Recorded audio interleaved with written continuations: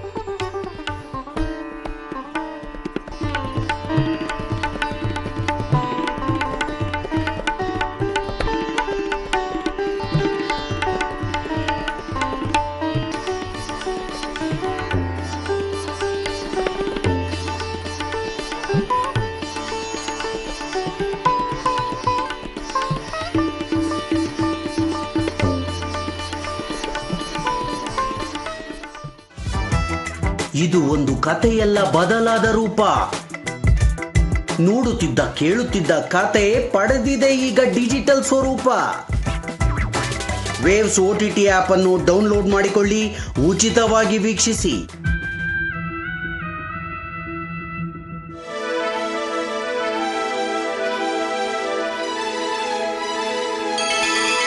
ಬಾರಿಸು ಕನ್ನಡ ಡಿಂಡಿಮವ, ದೂರದರ್ಶನ ಚಂದನ. ಇದು ಕನ್ನಡ ವಾಹಿನಿ. ನೀವು ಧ್ವನಿ ಮುದ್ರಣ ಮಾಡಬೇಕೆ? ಬೆಂಗಳೂರು ಆಕಾಶವಾಣಿ ಕೇಂದ್ರದ ಸ್ಟುಡಿಯೋಗಳು ಪಾವತಿ ಆಧಾರದಲ್ಲಿ ಧ್ವನಿ ಮುದ್ರಣಕ್ಕಾಗಿ ಆಸಕ್ತರಿಗೆ ಲಭ್ಯವಿದೆ. ಹೆಚ್ಚಿನ ಮಾಹಿತಿಗೆ studiohireav@gmail.com ಈ ಮಿಂಚೆಗೆ ಆಸಕ್ತಿಯುಳ್ಳ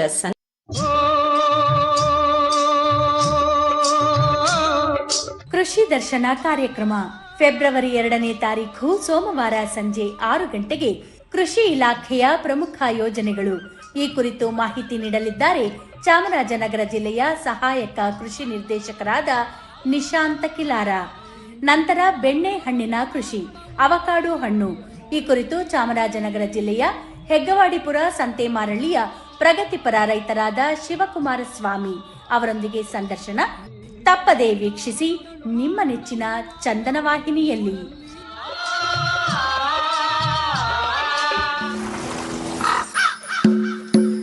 ಈ ದೋಣಿ ಮೇಲೆ ಒಟ್ಟು ಎಷ್ಟು ಕೆಜಿ ಮೀನು ಹಾಕ್ಬೋದು? 3000 ಕೆಜಿ ಮೀನು ಹಾಕ್ಬೋದು. ಮಲ್ಪೆ ಬಂದ್ರಲ್ಲಿ ಒಟ್ಟು ಎಷ್ಟು ದೋಣಿ ಇದೆ? 1000 ಹತ್ರ ದೋಣಿ ಉಂಟು.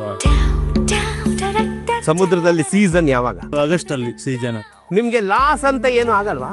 ಲಾಸ್ ಆಗತ್ತೆ ಒಂದೊಂದು ಟೈಮ್. ಒಂದ್ ದಿವಸದಲ್ಲಿ ಅದೆಷ್ಟು ಮೀನು ಇತ್ತು ಅಂತ ಹೇಳಲಿಕ್ಕೆ ಆಗುದಿಲ್ಲ. ಬದುಕು ಅನ್ನೋದು ಎಷ್ಟು ದುಸ್ತರವಾಗಿದೆ. ಆದ್ರೆ ನಾಗರಾಜ್ ಮಗುವೀರರ ಮುಗದಲ್ಲಿ ಇರತಕ್ಕಂತ ಮುಗುಳ್ನೆಗೆ ಇದೆಯಲ್ಲ, ಅದಕ್ಕೆ ನೀವು ಬೆಲೆ ಕಟ್ಟಲಾರಿರಿ. ಅದೇ ಬದುಕು.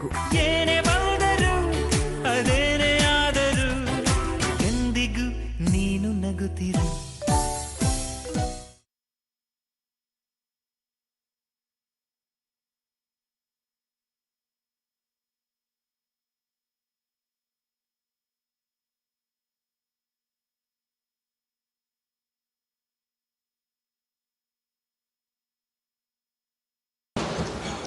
Since we assumed office 12 years ago, India's economic trajectory has been marked by stability, fiscal discipline, sustained growth, and moderate inflation.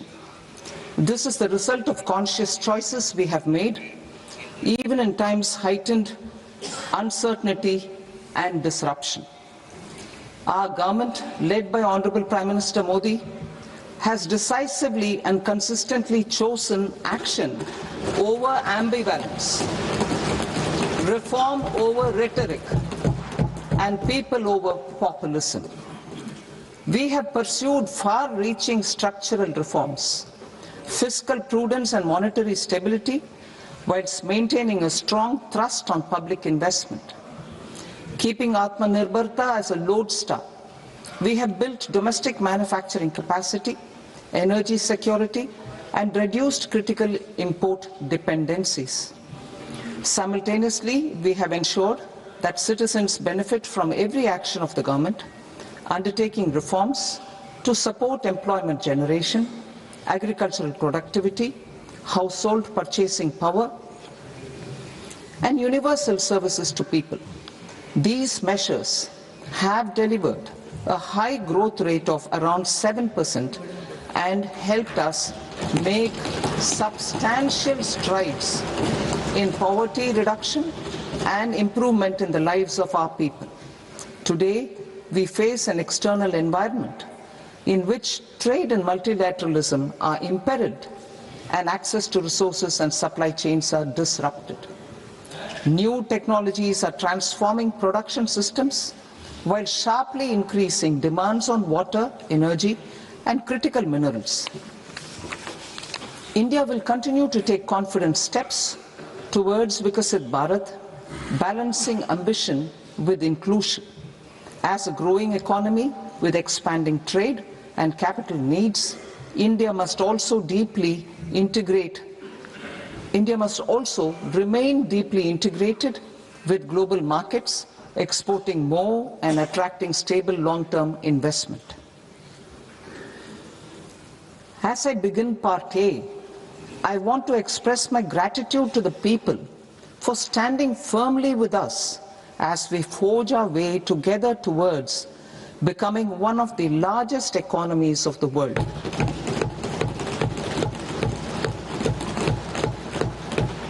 Our aim is to transform aspiration into achievement and potential into performance as we ensure that the dividends of growth reach every farmer, the scheduled caste, the scheduled tribes, the nomads, the youth, the poor, and the women. In Vikasit Bharat Young Leaders Dialogue 2026, several innovative ideas were shared with our Prime Minister, which have inspired many of the proposals, making this a unique Yuva Shakti-driven budget. Our government's sankalp is to focus on our poor, underprivileged, and the disadvantaged. To deliver on this sankalp, and given that this is the first budget prepared in Kartavya Bhavan, we are inspired by three Kartavya. Our first Kartavya is to accelerate and sustain economic growth by enhancing productivity and competitiveness and building resilience to volatile global dynamics. Our second Kartavya is to fulfill aspirations of our people and build their capacity, making them strong partners in India's path to prosperity. Our third Kartavya, aligned with our vision of Sabka Saath, Sabka Vikas, is to ensure that every family, community, region, and sector has access to resources, amenities, and opportunities for meaningful participation. This threefold approach requires a supportive ecosystem. The first requirement is to sustain the momentum of structural reforms, continuous, adaptive, and forward-looking.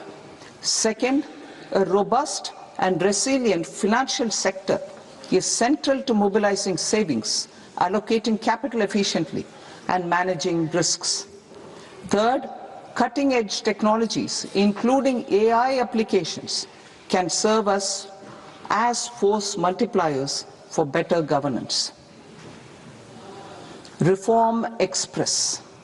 Our government has undertaken comprehensive reforms towards creating employment, boosting productivity, and accelerating growth.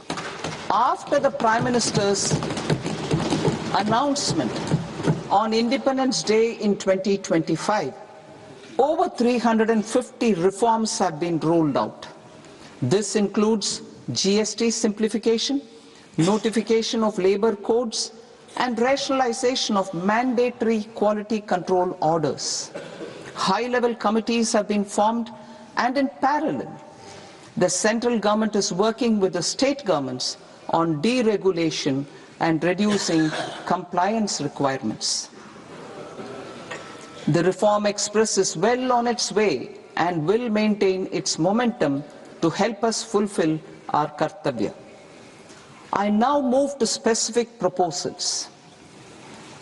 Under our first kartavya, to accelerate and sustain economic growth, I propose interventions in 6 areas. 1. Scaling up manufacturing in 7 strategic and frontier.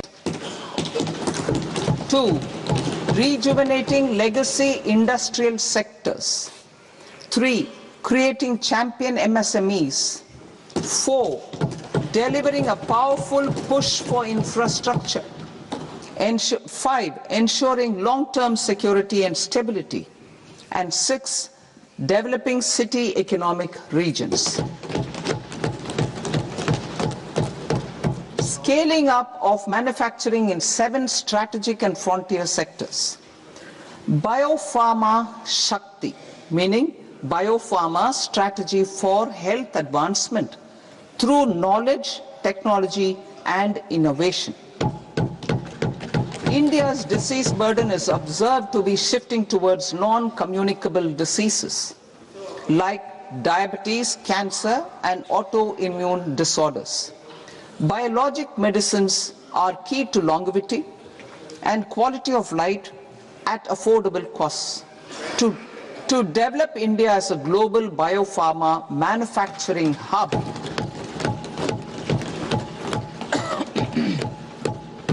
I propose the Biopharma Shakti with an outlay of 10,000 crores over the next 5 years. This will build the ecosystem for domestic production of biologics and biosimilars. The strategy will include a biopharma-focused network with 3 new national institutes of pharmaceutical education and research, popularly known as NIPERs, and upgrading 7 existing ones. It will also create a network of 1,000 accredited India clinical trials sites. We propose to strengthen the Central Drug Standard Control Organization to meet global standards and approve timeframes through and approval timeframes through a dedicated scientific review cadre and specialists. India's semiconductor mission 1.0 expanded India's semiconductor sector capabilities. Building on this, we will launch ISM 2.0 to produce equipment and materials, design full-stack Indian IP, and fortify supply chains. We will also focus on industry-led research and training centers to develop technology and skilled workforce. The Electronics Components Manufacturing Scheme, launched in April 2025, with an outlay of 22,919 crores, already has investment commitments at double the targets.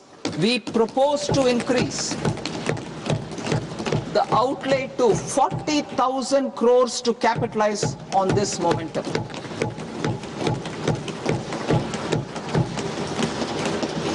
A scheme for rare earth permanent magnets was launched in 2025 November. We now propose to support the mineral-rich states of Odisha, Kerala, Andhra Pradesh, and Tamil Nadu to establish dedicated rare earth corridors to promote mining, processing, research, and manufacturing. To enhance domestic chemical production and reduce import dependency, we will launch a scheme to support states in establishing 3 dedicated chemical parks through challenge route on a cluster-based plug-and-play model. Strong capital goods.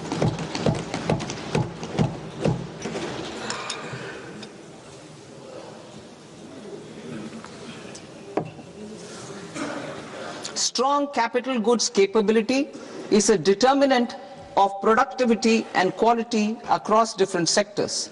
Towards building this capacity, I propose the following. High-tech tool rooms will be established by central public sector enterprises at 2 locations as digitally enabled automated service bureaus that locally design, test and manufacture high-precision components at scale and at lower cost. 2. A scheme for enhancement of construction and infrastructure equipments will be introduced to strengthen domestic manufacturing of high value and technologically advanced CIE. This can range from lifts in a multi-storied apartment or firefighting equipment in multiplexes, large or small, and to tunnel boring equipments for building metros and high-altitude roads. I also propose a scheme for container manufacturing to create a globally competitive container manufacturing ecosystem with a budgetary allocation of 10,000 crores over a 5-year period. For the labor-intensive textile sector, I propose an integrated program with 5 subparts. 1. The National Fiber Scheme for Self-Reliance in Natural Fibers, such as silk, wool and jute, man-made fibers and new age fibers.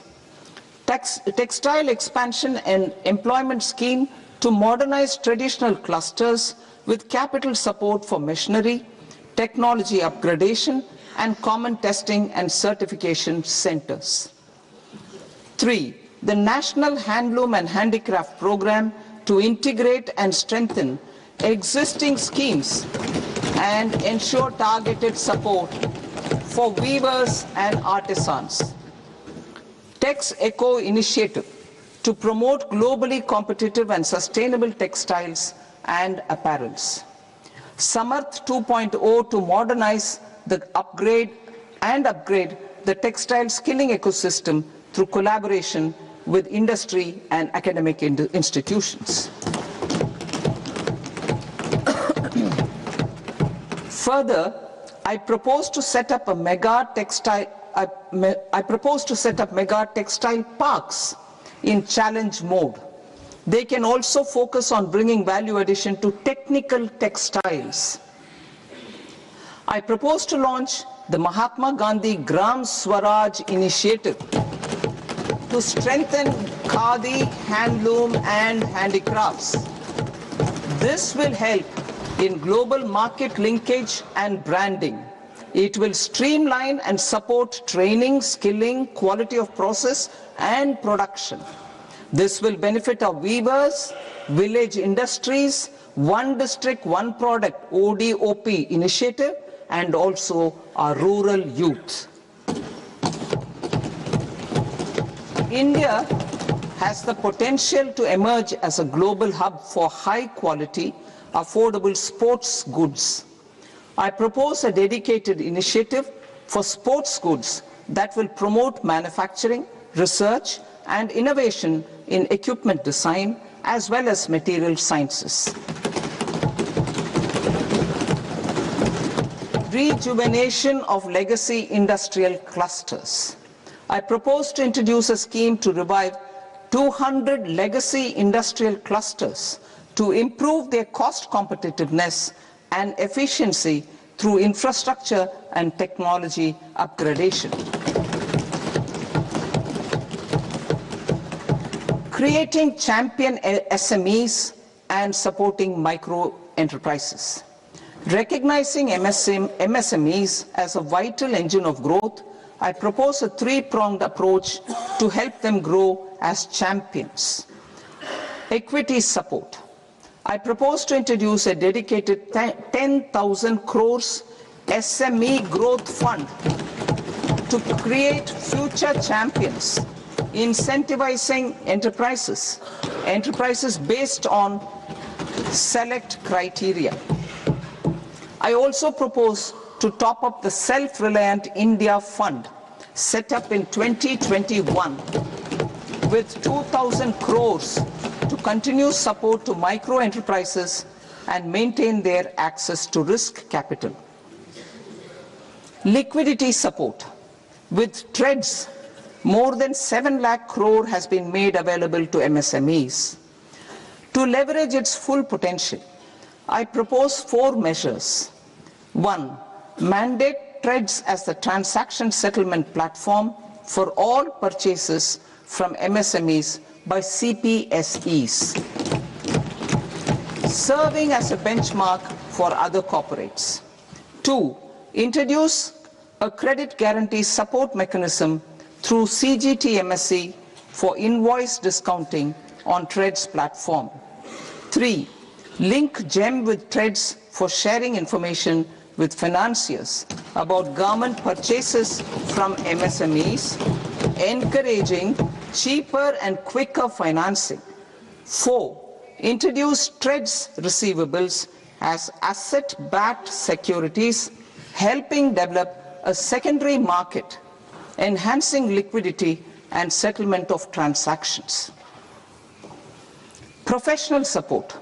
Government will facilitate professional institutions such as the ICAI, ICSI, ICMAI to design short-term modular courses and practical tools to develop a cadre of corporate mitras, especially in Tier 2 and Tier 3 towns. These accredited para-professionals will help MSMEs meet compliance requirements at affordable costs. Infrastructure. During this past decade, our government has undertaken several initiatives for large-scale enhancement of public infrastructure, including through new financing instruments such as Infrastructure Investment Trust in WITS and Real Estate Investment Trust REITs, and institutions like NIIF and NABFID. We shall continue to focus on developing infrastructure in cities with over 5 lakh population, that is Tier 2, Tier 3 cities, which have expanded to become growth centers. Public capital expenditure has increased manifold from 2 lakh crore in 2014-15 to an allocation of 11.2 lakh crore in BE 25-26. In this coming year, that is financial year 2026-27, I propose to increase it to 12.2 lakh crores to continue the momentum. To strengthen the confidence of private developers regarding risks during infrastructure development and construction phase, I propose to set up an infrastructure risk guarantee fund to provide prudentially calibrated partial credit guarantee to lenders. Over the years, REITs have emerged as a successful instrument for asset monetization. I propose to accelerate recycling of significant real estate assets of the CPSEs through the setting up of dedicated REITs. To promote environmentally sustainable movement of cargo, I propose to 1. Establish new dedicated freight corridors connecting Dankuni in the east to Surat in the west. Operationalize 20 new national waterways over the next 5 years,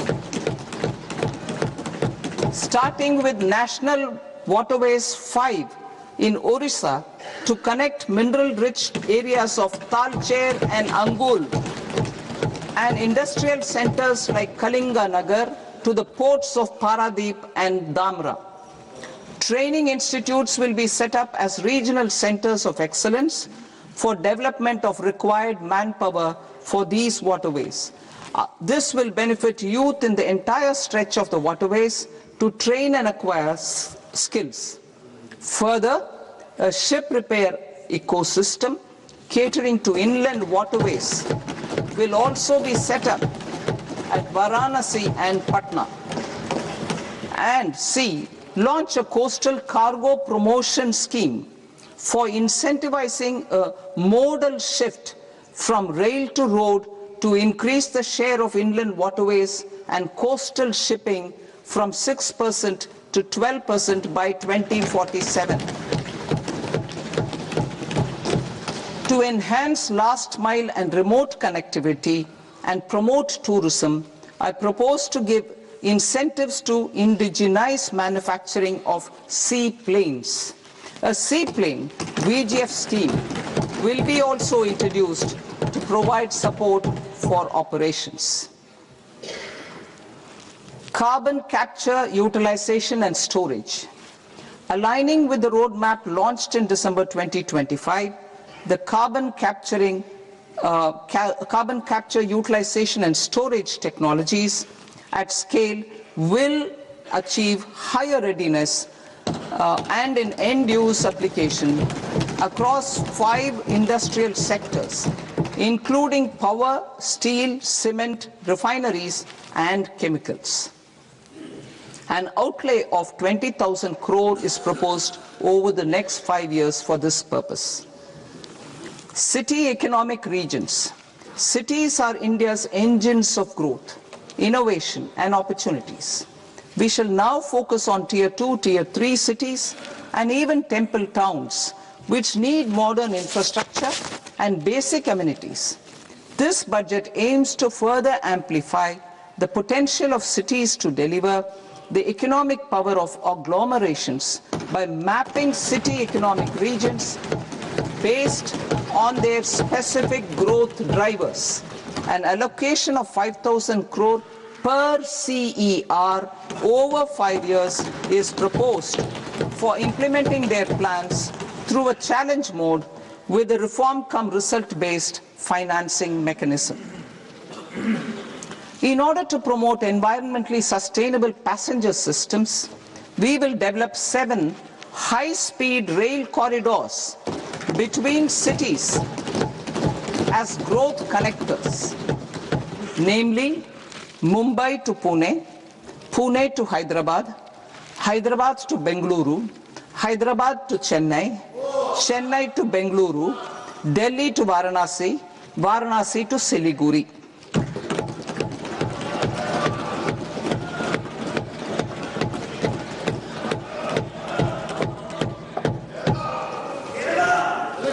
Financial sector.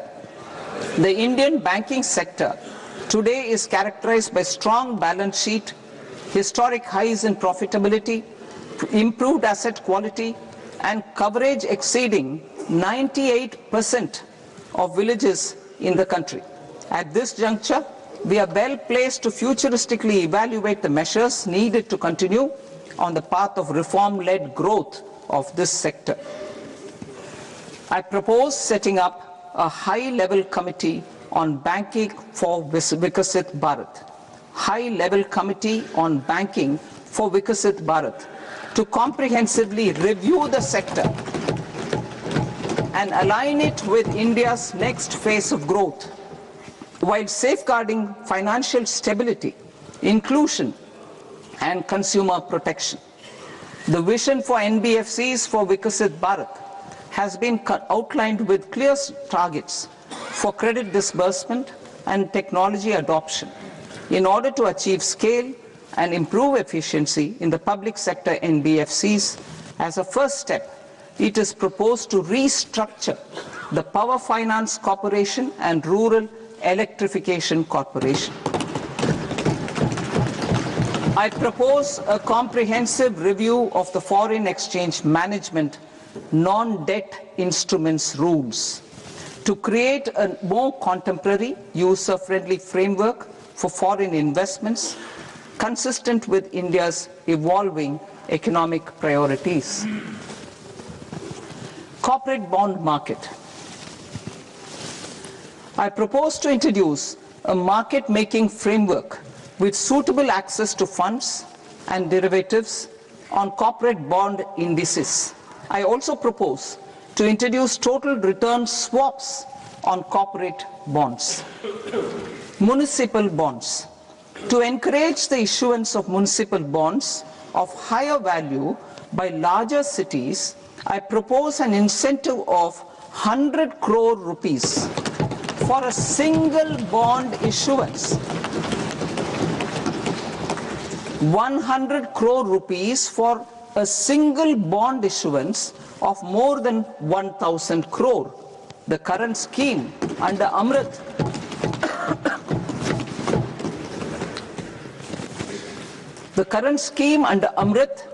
which incentivizes issuances up to 200 crores only, will also continue to support smaller and medium towns. That will also continue to support the smaller and medium towns. Ease of doing business. Individual persons resident outside India, PROI, will be permitted to invest in equity instruments of listed Indian companies through the portfolio investment scheme. It is also proposed to increase the investment limit for an individual PROI under the scheme from 5% to 10%, with an overall investment limit for all individual PROIs to 24% from the current 10%. Emerging technologies including AI. 21st century is technology driven. Adoption of technology is for the benefit of all people. Farmers in the field, women in STEM, youth keen to upskill, and Divyangjan to access newer opportunities.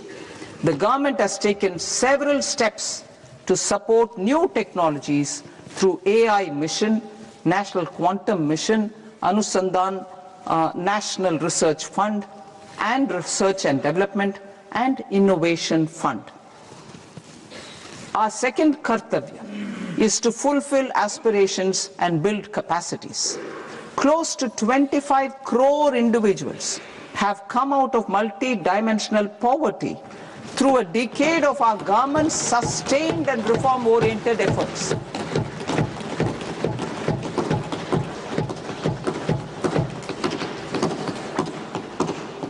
Our government has therefore decided to place a renewed emphasis on the service sector to provide a pathway to fulfilling aspirations of a youthful India with the following measures.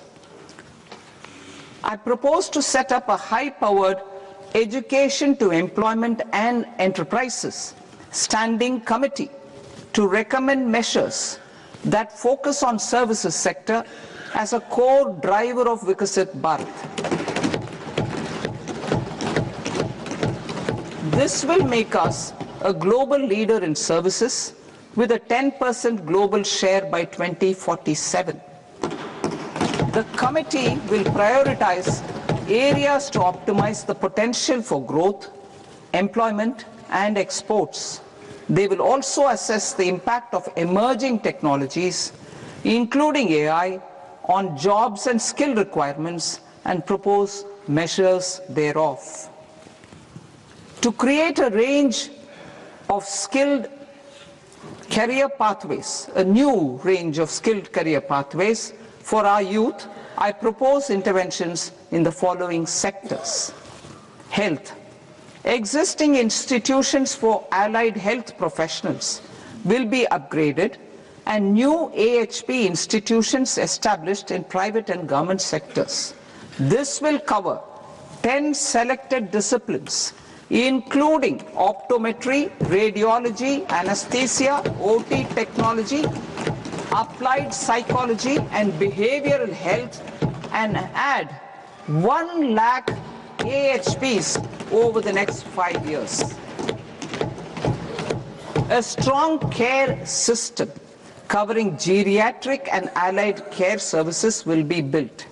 A variety of NSQF aligned programs will be developed to train multi-skilled caregivers, combining core care and allied skills such as wellness, yoga, and operation of medical assistive devices. In the coming year, 1.5 lakh caregivers will be trained.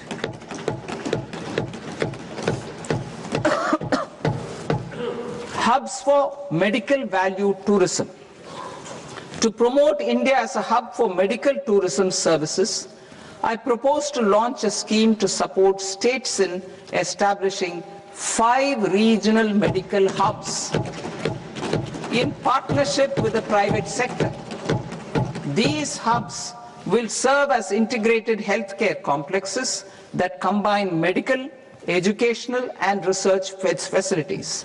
They will have Ayush centers, medical value tourism facilitation centers and infrastructure for diagnostics, post-care and rehabilitation. These hubs will provide diverse opportunities, job opportunities for health professionals, including doctors and AHPs. Ancient Indian yoga, already respected in several parts of the world, was given a mass global recognition when Honorable Prime Minister took it to the UN. Post-COVID, Ayurveda gained a similar global acceptance and recognition. Exporting quality Ayurveda products helps farmers who grow the herbs and youth who process the products. To meet growing global demand, a few more steps are being taken. I propose to 1. Set up 3 new All India Institutes of Ayurveda. 2. Upgrade Ayush pharmacies and drug testing labs for higher standards of certification ecosystem and make available more skilled personnel. 3. Upgrade the WHO Global Traditional Medicine Center in Jamnagar to bolster evidence-based research, training and awareness for traditional medicine. Animal husbandry. Livestock contributes to close to 16% of farm income, including of poor and marginal households. To scale up availability of veterinary professionals by more than 20,000, I propose to roll out a loan-linked capital subsidy support scheme for establishment of veterinary and para-veterinary colleges, veterinary hospitals, diagnostic laboratories, and breeding facilities in private sector. Collaboration between Indian and foreign institutions will also be facilitated. Orange economy. India's animation, visual effects, gaming and comics sector, AVGC sector, is a growing industry projected to require 2 million professionals by 2030. I propose to support the Indian Institute of Creative Technologies, Mumbai, in setting up AVGC content creator labs in 15,000 secondary schools all over the country and 500 colleges. The Indian design industry is expanding rapidly, and yet there is a shortage of Indian designers. I propose to establish, through Challenge Route, a new National Institute of Design to boost design education and development in the eastern region of India. Education. Our government will support states through Challenge Route in creating 5 university townships in the vicinity of major industrial and logistics corridors. These planned academic zones will host multiple universities, colleges and research institutions, skill centers and residential complexes. In higher education, STEM institutions, prolonged hours of study and laboratory work pose some challenges for girl students. Through VGF, Viability Gap Funding and capital support, 1 girls' hostel will be established in every district.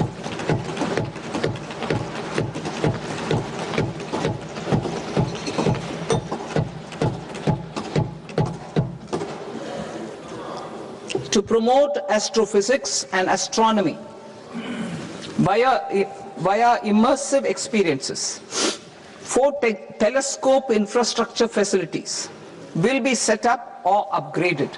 The National Large Solar Telescope, the National Large Optical Infrared Telescope, the Himalayan Chandra Telescope, and the Cosmos 2 Planetarium.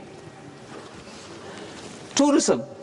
The tourism sector has the potential to play a large role in the employment generation, forex earnings, and expanding the local economy.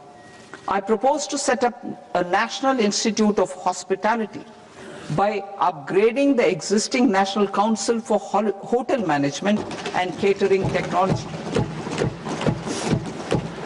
It will function as a bridge between academia, industry, and government. I also propose a pilot scheme for upskilling 10,000 guides in 20 iconic tourist sites through a standardized, high-quality, 12-week training course in hybrid mode in collaboration with the Indian Institute of Management.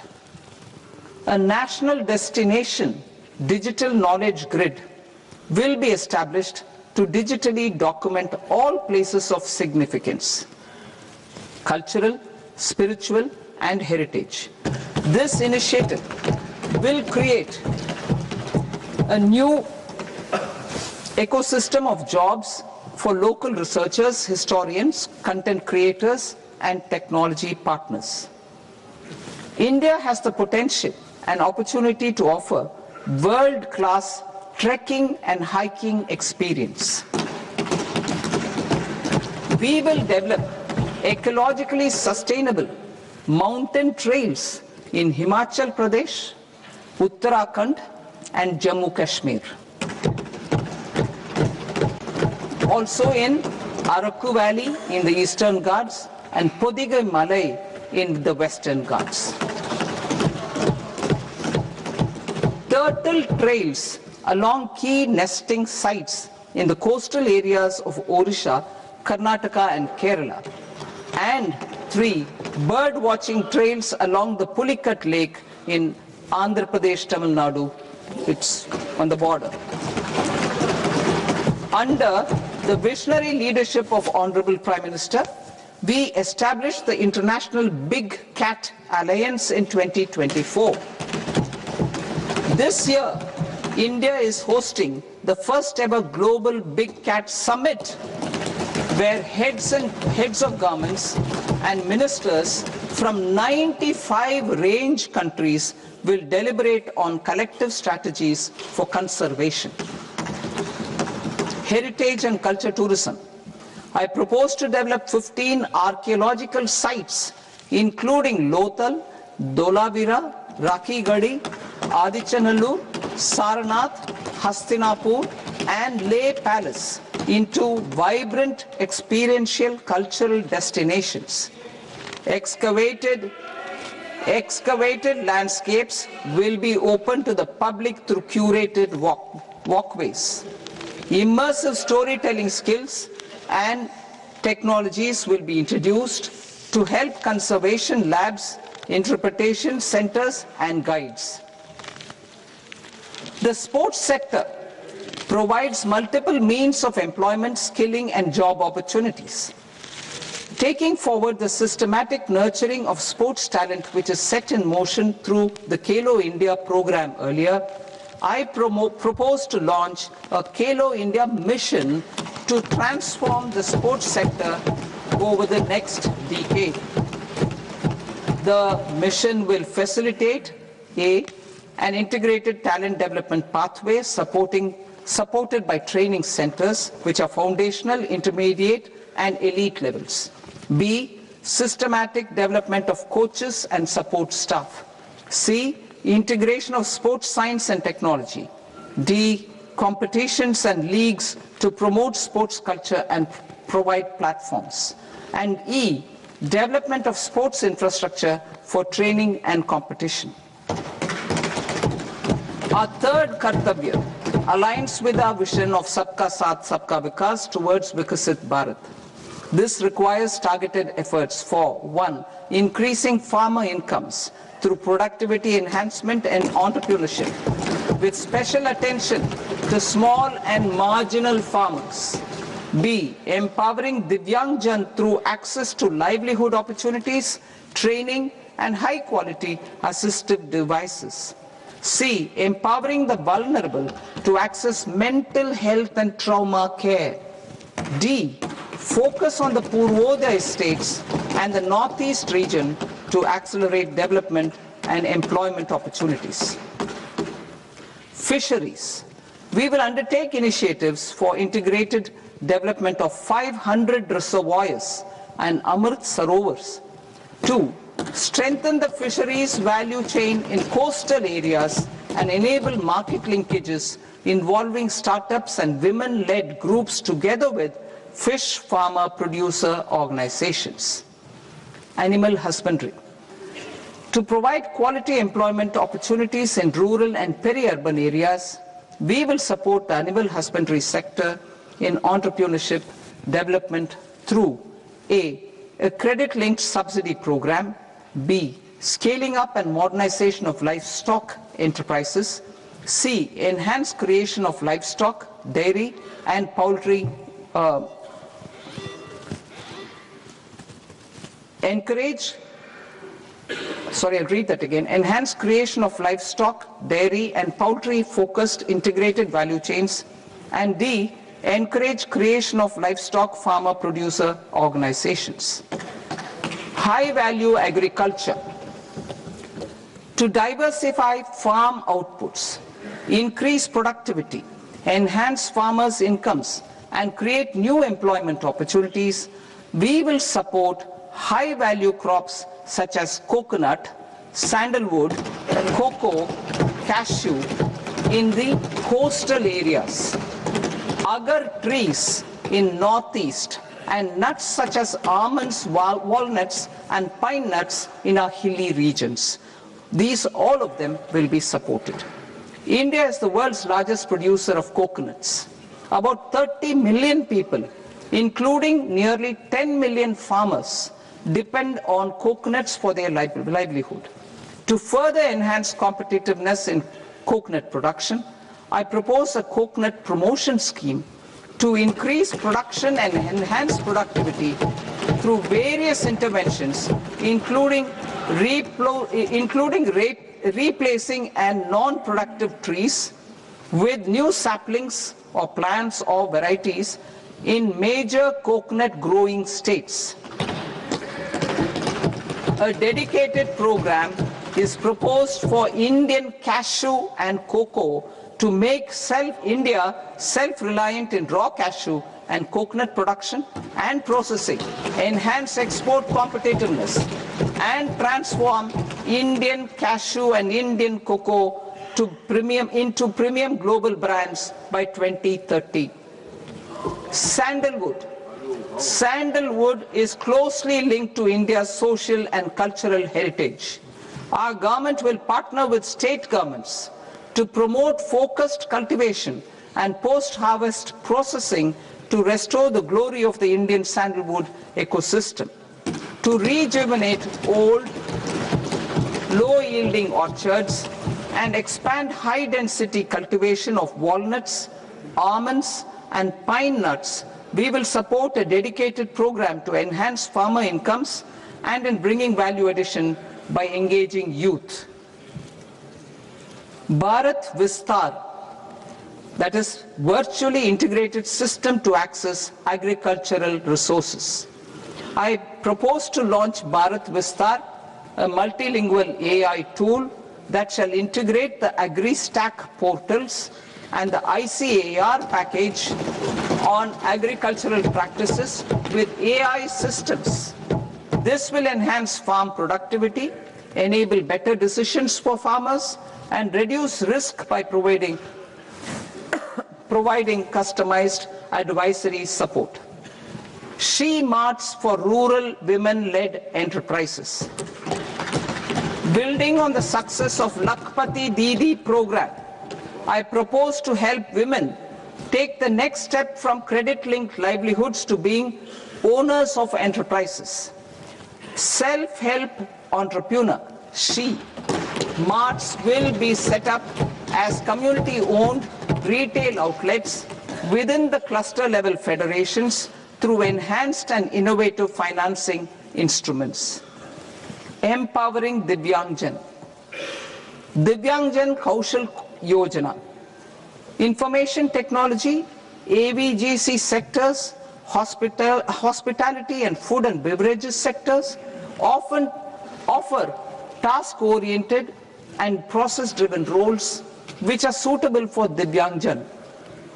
We will ensure dignified livelihood opportunities through industry-relevant and customized training specific to each Divyangjan group. Divyang Sahara Yojana. Timely access to high-quality assistive devices for all eligible Divyangjan is a fundamental need. I propose to 1. Support the Artificial Limbs Manufacturing Corporation of India, Alimco, to set up and to scale up production of assistive devices, invest in R&D and AI integration, strengthen PM Divyasha Kendras, and support setting up of assistive technology marts as modern retail style centers where Divyangjan and senior citizens can see, try and purchase assistive products. Reaffirming our commitment to mental health and trauma care. There are no national institutes for mental health care in North India. We will therefore set up a NIMHANS 2 and also upgrade national mental health institutes in Ranchi and in Tezpur as regional apex institutions. Emergencies expose families, particularly the poor and vulnerable, to unexpected expenditure. We will strengthen and increase these capacities by 50% in district hospitals by establishing emergency and trauma care centers. Focus on Purvodaya states and northeastern regions. Purvodaya. I propose the development of an integrated East Coast industrial corridor with a well-connected node at Durgapur, creation of 5 tourism destinations in 5 Purvodaya states, and the provision of 4,000 e-buses. Buddhist sites in northeastern region. The northeastern region is a civilizational confluence of Theravada and Mahayana or Vajrayana traditions. I propose to launch a scheme for development of Buddhist circuits in Arunachal Pradesh, Sikkim, Assam, Manipur, Mizoram and Tripura. The scheme will cover preservation of temples and monasteries, pilgrimage interpretation centers, connectivity and pilgrim amenities. 16th Finance Commission. On 17th November 2025, the 16th Finance Commission submitted its report to the President.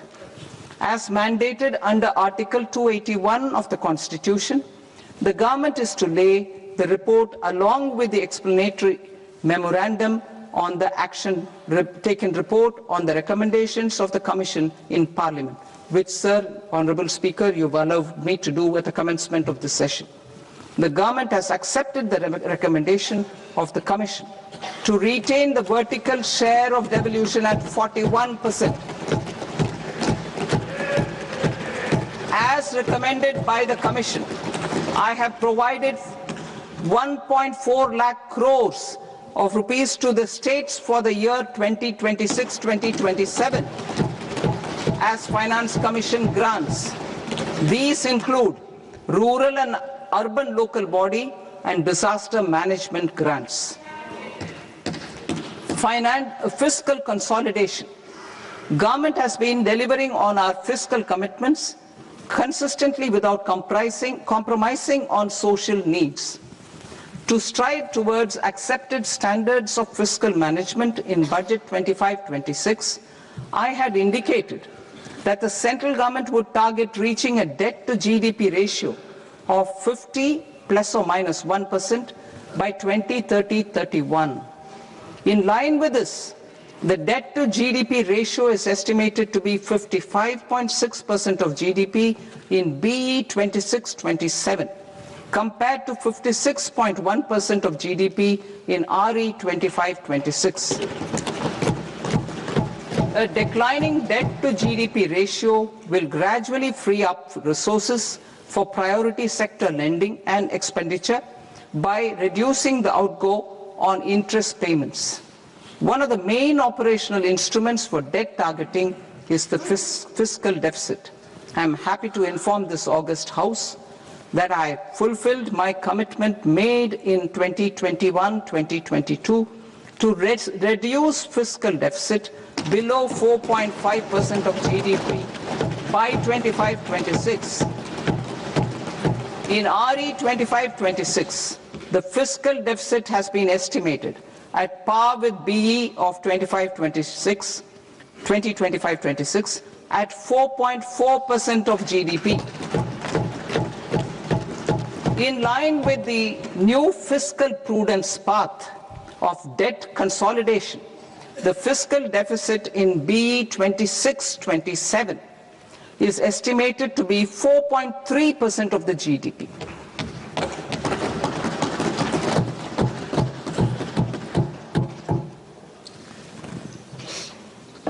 The revised estimates of the non-debt receipts are 34 lakh crore rupees, of which the centre's net tax receipts are 26.7 lakh crore.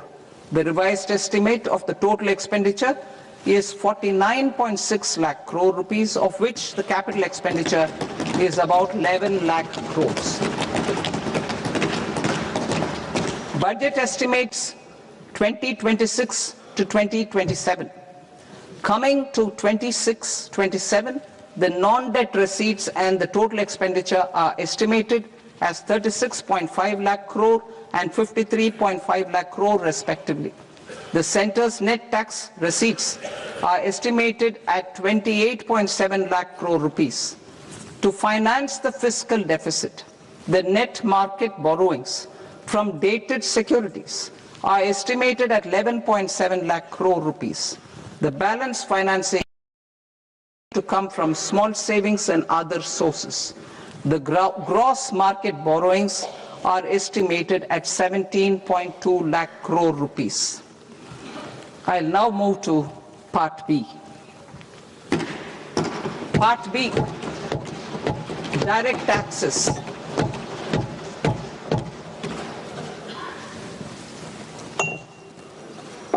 Honorable Speaker, sir, I now present my proposals on direct taxes. New Income Tax Act. In July 2024, I announced a comprehensive review of the Income Tax Act 1961.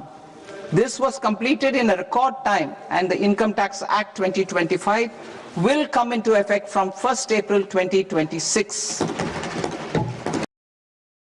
Simplified income tax rules and forms will be notified shortly, giving adequate time to taxpayers to acquaint themselves with its requirements. The forms have been redesigned such that ordinary citizens can comply without difficulty. Ease of living. I propose that any interest awarded by the Motor Accident Claims Tribunal to a natural person will be exempt from income tax, and any TDS on this account will be done away with. I propose to reduce TCS rate on the sale of overseas tour program package from the current 5% and 20% to 2% without any stipulation of amount. I propose to reduce TCS rate for pursuing education and for medical purposes under the Liberalized Remittance Scheme, popularly known as LRS, from 5% to 2%. Supply of manpower services is proposed to be specifically brought within the ambit of payment to contractors for the purpose of TDS to avoid ambiguity. Thus, TDS on these services will be at the rate of either 1% or 2% only. I propose a scheme for small taxpayers wherein a rule-based automated process will enable obtaining a lower or nil deduction certificate instead of filing an application with the assessing officer. For the ease of taxpayer holding securities in multiple companies, I propose to enable depositories to accept Form 15G or Form 15H from the investor and provide it directly to various relevant companies. I propose to extend time available for revising returns from 31st December to up to 31st March with the payment of a nominal fee. I also propose to stagger the timeline for filing of tax returns. Individuals with ITR 1 and ITR 2 returns will continue to file till 31st July, and non-audit business cases or trusts are proposed to be allowed time till 31st August. TDS on sale of immovable property by a non-resident is proposed to be deducted and deposited through resident buyers and his or her PAN-based challan instead of requiring a TAN, which is a temporary accounting number. To address practical issues of small taxpayers like students, young professionals, tech employees, relocated NRIs, and such others, I propose to introduce a one-time 6-month foreign asset disclosure scheme for these taxpayers to disclose income or assets below a certain size. This scheme would be applicable for two categories of taxpayers, namely A, who did not disclose their overseas income or assets, and B, who disclosed their overseas income and or paid due tax but could not declare the asset acquired. For category A, the limit of undisclosed income or asset is proposed to be up to 1 crore rupees. They need to pay 30% of fair market value of asset or 30% of undisclosed income as tax and 30% as additional income tax in lieu of penalty, and would thereby get immunity from prosecution. For category B, asset value is proposed to be up to 5 crore rupees. Here, immunity from both penalty and prosecution will be available with a payment of fee of 1 lakh rupees. Rationalizing penalty and prosecution. Multiplicity of proceedings are hindrance to the ease of doing business. I propose to integrate assessment and penalty proceedings by way of a common order for both. There will be no interest liability on the taxpayer on the penalty amount for the period of appeal before the first appellate authority, irrespective of the outcome of appeal process. Further,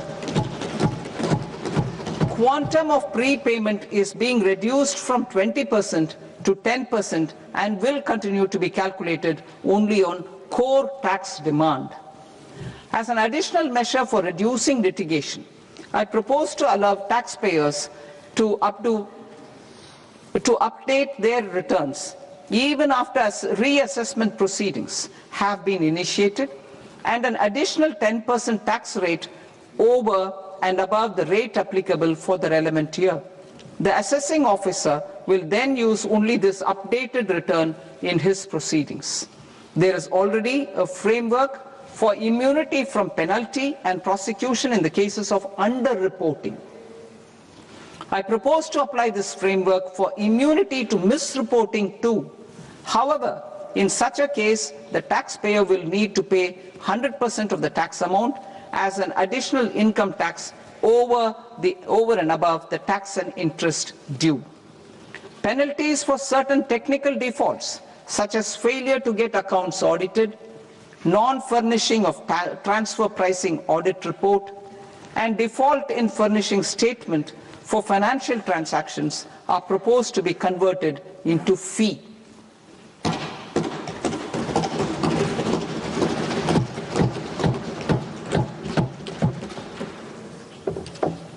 I propose to rationalize prosecution framework under Income Tax Act while maintaining a careful balance for deterrence in some serious offence. Non-production of books of account and documents and requirement of TDS payment where payment is made in kind are being decriminalized. Further, minor offences will attract fine only. The remaining prosecutions will be graded commensurate with the quantum of offence. They will entail only simple imprisonment with maximum imprisonment reduced to 2 years and power to courts to convert even those into fines. There is no penalty.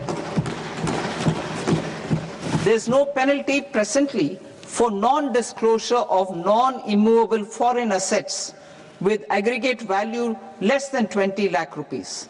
I propose to also provide them with immunity from prosecution with retrospective effect from 1/10/2024.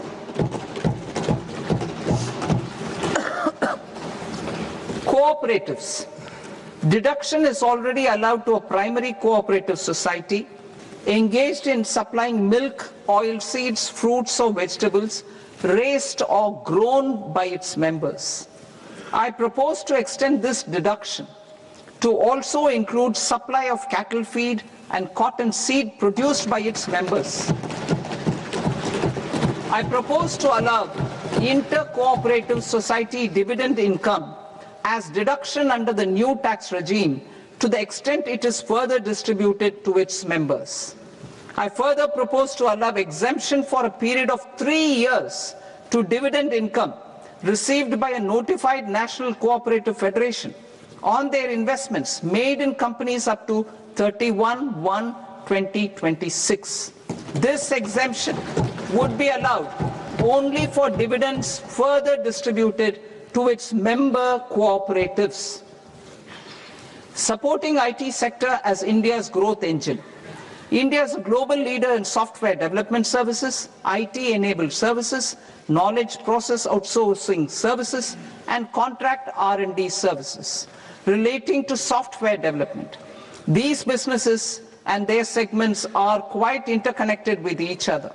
All these services are proposed to be clubbed under a single category of information technology services with a common safe harbor margin of 15.5% applicable to all. The threshold for availing safe harbor for IT services is being enhanced substantially from 300 crore rupees to 2,000 crore rupees. Safe harbor for IT services shall be approved by an automated rule-driven process without any need for tax officer to examine and accept the application. Once applied by an IT services company, the same safe harbor can be continued for a period of 5 years at a stretch at its choice. For IT services companies who want to conclude advanced pricing agreement, APA, I propose to fast-track unilateral APA process for IT services and endeavor to conclude it within a period of 2 years. The period of 2 years can be extended by a further period of 6 months on taxpayers' request. I propose to extend the facility of modified returns available to the entity entering APA to its associated entities also. Attracting global business and investment. Recognizing the need to enable critical infrastructure and boost investment in data centers, I propose to provide tax holiday till 2047 to any foreign company that provides cloud services to customers globally by using data center services from India. It will, however, need to provide services to Indian customers through an Indian reseller entity. I also propose to provide a safe harbor of 15% on cost in case the company providing data center services from India is a related entity. To harness the efficiency of just-in-time logistics for electronic manufacturing, I propose to provide safe harbor to non-residents for component warehousing in a bonded warehouse at a profit margin of 2% of the invoice value. The resultant tax of about 0.7% will be much lower than in competing jurisdictions. To provide fillip to toll manufacturing in India, I propose to provide exemption from income tax for 5 years to any non-resident who provides capital goods, equipment, or tooling to any toll manufacturer in a bonded zone. To encourage vast pool of global talent to work in India for a longer period of time, I propose to provide exemption to global, non-India sourced income of a non-resident expert for a stay period of 5 years under notified schemes. I propose to provide exemption from minimum alternate tax, the MAT, to all non-residents who pay tax on presumptive basis. Tax administration. I propose to constitute a joint committee of Ministry of Corporate Affairs and Central Board of Direct Taxes for incorporating the requirements of income computation and disclosure standards, the ICDS, in the Indian Accounting Standards, Ind AS itself. Separate accounting requirement based on ICDS will be done away with from the tax year 27-28. To support Prime Minister Modi's vision of homegrown accounting and advisory firms to become global leaders, I propose to rationalize the definition of accountant for the purposes of safe harbor rules. Other tax proposals. Change in taxation of buyback was brought in to address the improper use of buyback route by promoters. In the interest of minority shareholders, I propose to tax buyback for all types of shareholders as capital gains. However, to disincentivize misuse of tax arbitrage, promoters will pay an additional buyback tax. This will make effective tax 22% for corporate promoters. For non-corporate promoters, the effective tax will be 30%. TCS rate for sellers of specific goods, namely alcoholic liquor, scrap, and minerals, will be rationalized to 2%, and that on tendu leaves will be reduced from 5% to 2%. I propose to raise the STT on futures to 0.05% from the present 0.02%. STT on options premium and exercise of options are both proposed to be raised to 0.15% from the present rate of 0.1% and 0.125% respectively.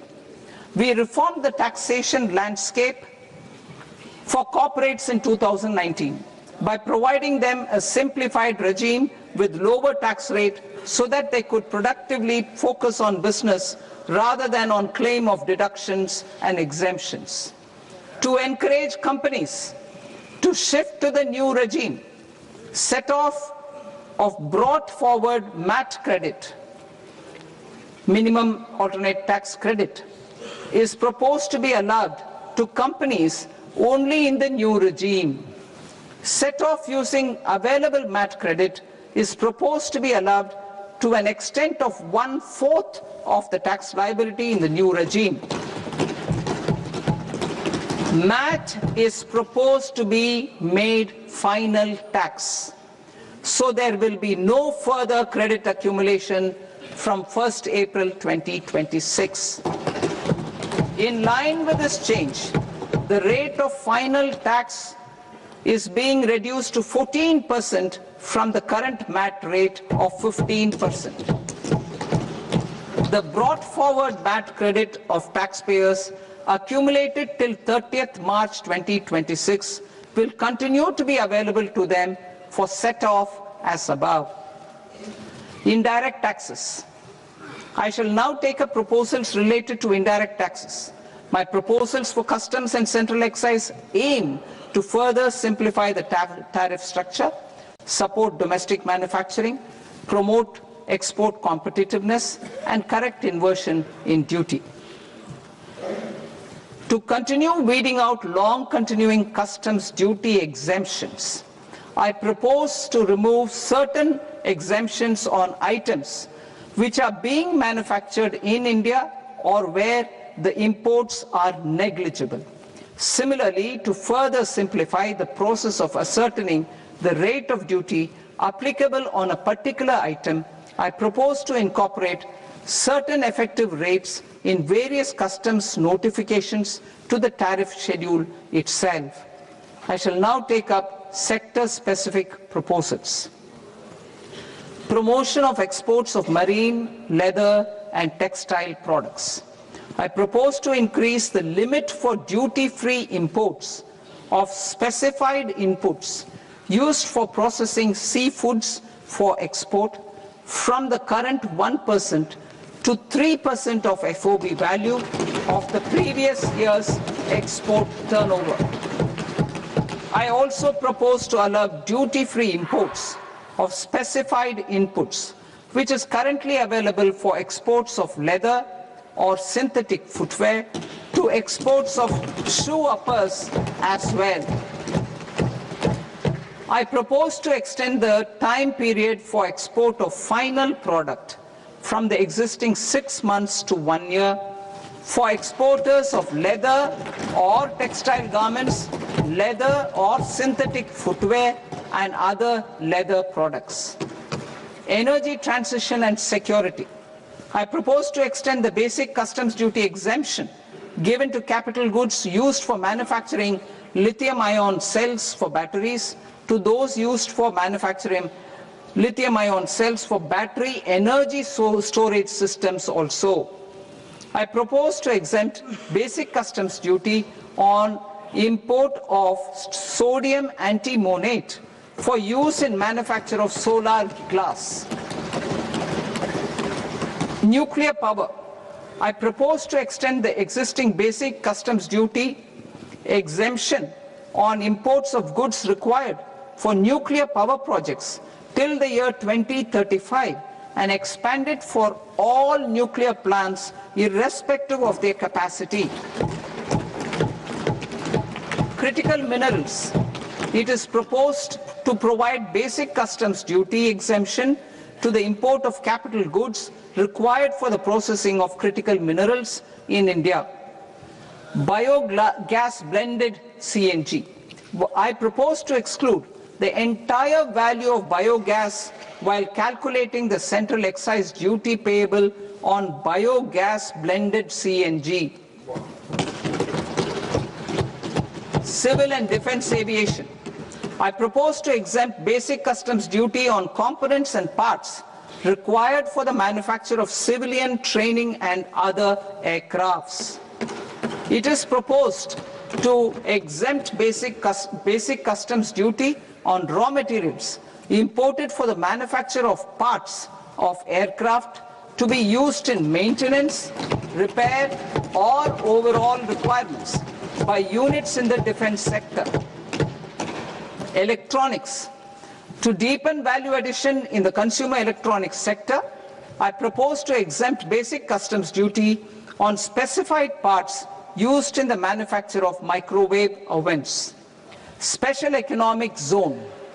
To address the concerns arising about utilization of capacity by manufacturing units in the special economic zones due to global trade disruptions, I propose as a special one-time measure to facilitate sales by eligible manufacturing units in SEZs to the domestic tariff area at concessional rates of duty. The quantity of such sales will be limited to a prescribed proportion of their exports. Necessary regulatory changes will be undertaken to operationalize the measures while ensuring level playing field for the units working in the DTA. Ease of living. To rationalize the customs duty structure for goods imported for personal use, I propose to reduce the tariff rate on all dutiable goods imported for personal use from 20% to 10%. To provide relief to patients, particularly those suffering from cancer, I propose to exempt basic customs duty on 17 drugs or medicines. I propose also to add 7 more rare diseases for the purposes of exempting import duties on personal imports of drugs, medicines, and food for special medical purposes used in their treatment. Customs process. India's role and share in the global trade is poised for a major leap in line with our ambition and journey towards Viksit Bharat. In this regard, I propose many measures for custom processes to have minimal intervention for smoother and faster movement of goods and greater certainty to the trade. Trust-based systems.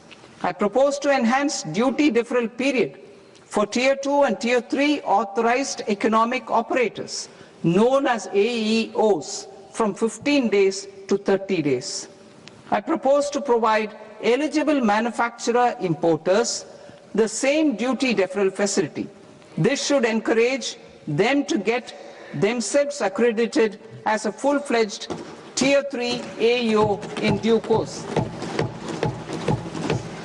To provide greater certainty and for better business planning, I propose to extend validity period of advance ruling binding on customs from the present 3 years to 5 years. In the spirit of the whole of government approach,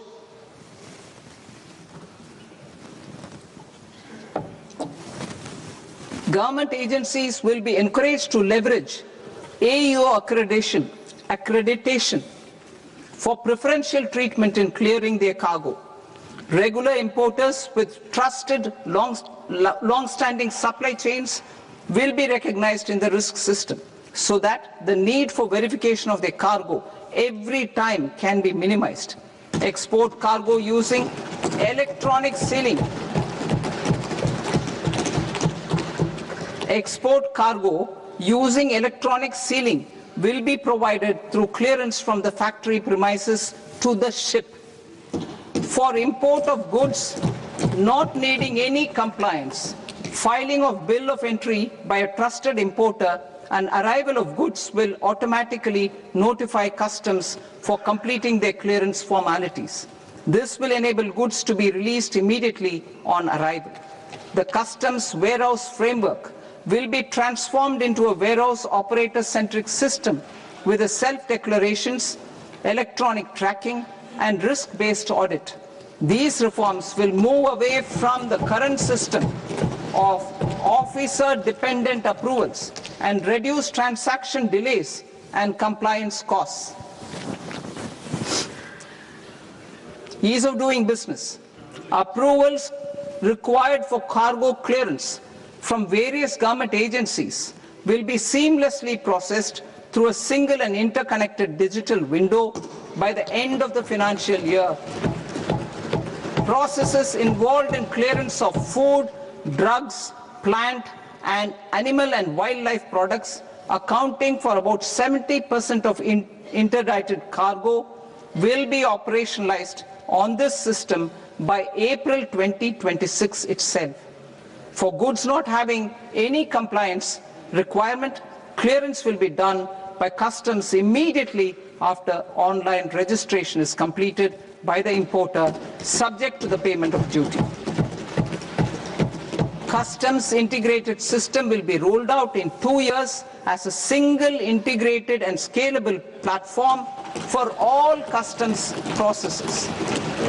Utilization of non-intrusive scanning with advanced imaging and AI technology for risk assessment will be expanded in a phased manner with the objective to scan every container across all the major ports.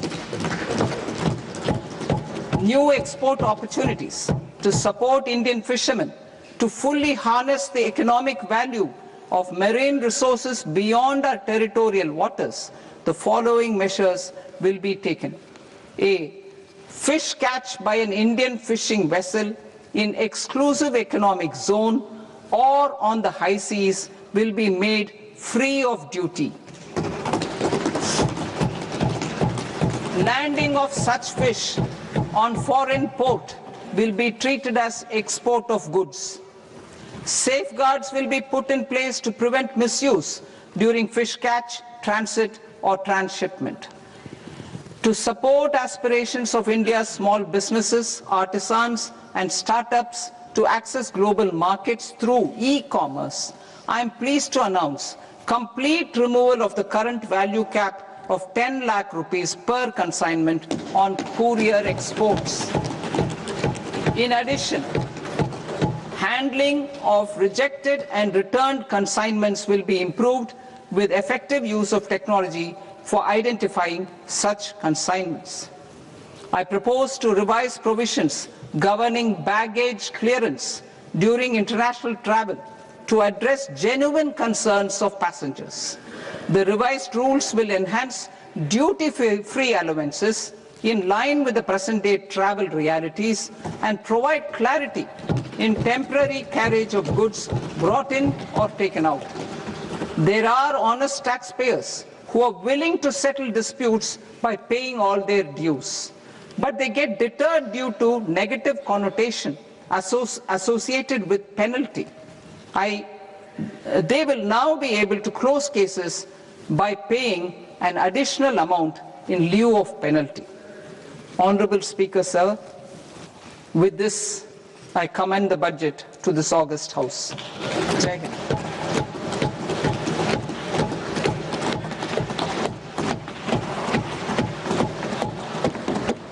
One and a half hours. Item number 3 माननीय वित्त मंत्री जी।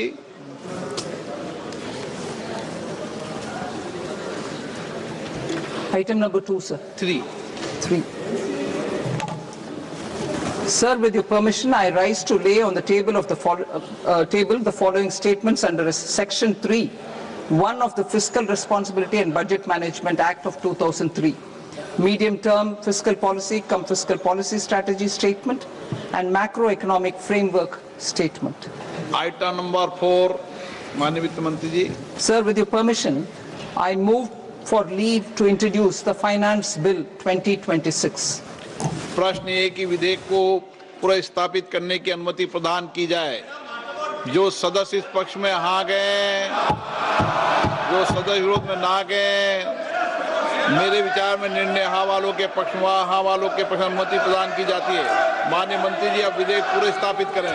Sir, I introduce the bill.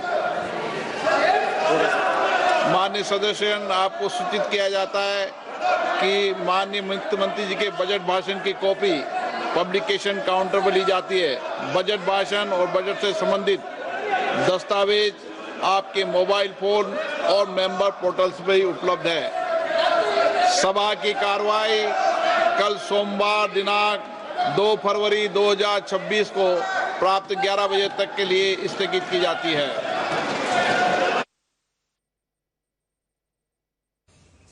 So there you heard Finance Minister Nirmala Sitharaman delivering her 9th consecutive budget speech in the lower house of Parliament.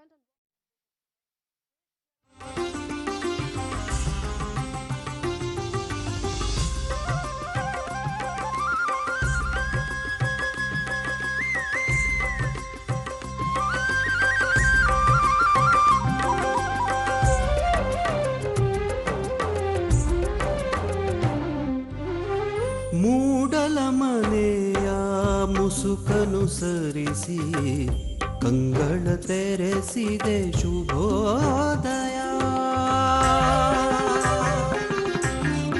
ಮೂಡಲ ಮನೆಯ ಮುಸುಕನು ಸರಿಸಿ ಕಂಗಳ ತೆರೆಸಿದೆ ಶುಭೋದಯ.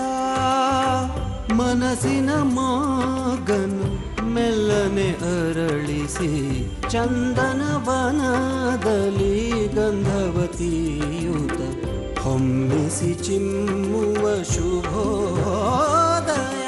ಶುಭೋದಯ ಕರ್ನಾಟಕ, ಶುಭೋದಯ. ನಿಮ್ಮೆಲ್ಲರ ಮೆಚ್ಚಿನ ಶುಭೋದಯ ಕರ್ನಾಟಕ ಈಗ 2ನೇ ಆವೃತ್ತಿಯಲ್ಲಿ